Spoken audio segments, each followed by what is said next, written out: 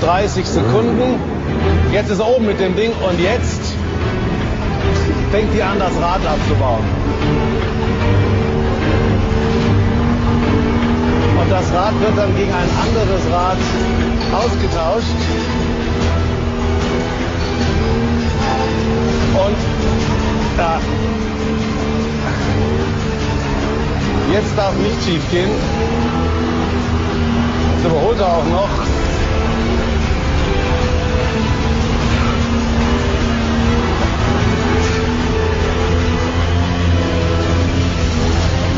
Jetzt sollte sie die Schraube anziehen. Die Zeit ist gut. Die Zeit macht mir jetzt die wenigste Sorgen. Und er hat also gesagt, er hat den Ehrgeiz zu... so. Jetzt ist sie unten. So. Und jetzt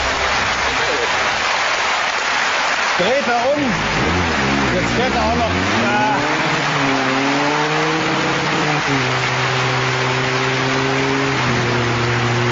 Wenn er den Strich überfährt, bevor die Zeit aus ist, dann hat er gewonnen. Das war... okay.